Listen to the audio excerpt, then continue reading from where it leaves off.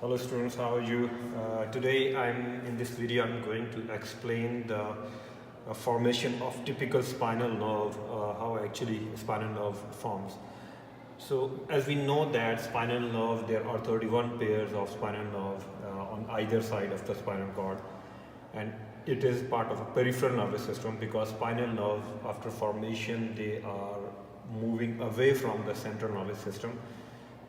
The part of the nervous system which is within the center of the body, for example brain and spinal cord, and from there the peripheral nerves which are spinal nerves, 31 pairs and 12 pairs of cranial nerve, they get their origin from the central nervous system and they move towards the periphery. So that's why these nerves are called spinal nerves or peripheral nervous system. Part of peripheral nervous system. So here in this particular diagram, what I did, I actually tried to show you a formation of a typical spinal nerve. So we know that this is in the center. Here we have a gray matter. In gray matter, whereas it is surrounded by on its periphery by the white matter. So gray matter is actually collection of cell bodies. Whereas white matter is collection of the axons of the neuron. So gray matter is within the central nervous system. Wherever cell bodies they get accumulated, we call them gray matter or nucleus. Whereas same bodies of the neuron they get accumulated in the peripheral nervous system, or somewhere in periphery we call them a ganglia. So here we have got ganglia. Ganglia is a swelling. So here we can see that this is the cell body of the neuron, and these are this pseudo-unipolar neuron, and here it is the axon of that cell body. So axon, pseudo-unipolar axon, it has got T-shaped neuron axon, which one part it moves toward the periphery, and the other one it is moves toward the gray matter of the central nervous system, and there it synapses with the second order neuron of the second order neuron, which forms here you can see the cell body, it is forming the gray matter posterior horn. So this is anterior horn, it is motor, and this is posterior horn, it is sensory. And here we can see that this is the motor root of the spinal nerve, this is the sensory root of the spinal nerve, and here we have got a ganglia, which is collection of cell bodies outside the central nervous system. Ganglia is word actually means ganglia word means a swelling. So here you can see a swelling. This ganglia is only present in the dorsal root, which is sensory. It is not present in the motor root. So sensory root ganglia, for example, if we have got 31 spinal nerves on one side, 31 spinal nerves on the other side, so same structure is on the other side as well. So 31 on one side, it means there would be 31 ganglias on right side and 31 ganglias of the spinal nerve on the left side. So here we have got, this is the mixed nerve. This is the mixed nerve. Why it is mixed nerve? Because it has both, this was the sensory neuron, and here I am showing you the motor neuron. So motor neuron, its cell body is in the anterior horn. So as we have already said that the collection of cell bodies within the central nervous system is called gray matter. So here we have got cell body and they would be collected. I'm just showing you one, whereas there are millions of neurons, and all the cell bodies of the lower motor neuron, they lie in this ventral horn of the gray matter, and there is axon.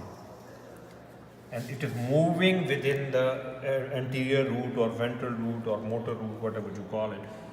So it is moving in the spinal nerve. So here in this particular location you can see that blue and red line, blue is sensory neuron and red is the motor neuron. They are both present and they get separated from each other. Sensory neuron moves toward the sensory root, whereas motor neuron, which is moving out of the spinal cord, and it is moving in the spinal nerve. And but here these two kinds of fibers, they lie side by side. So that's why this particular area here, they are called mixed nerve, because both type of fibers are present here. So then we have got, so from here it's neuron wherever it goes, either in here we can see this is the dorsal ramus of the spinal nerve, and this is the ventral ramus or anterior ramus. Here ramus word means branch.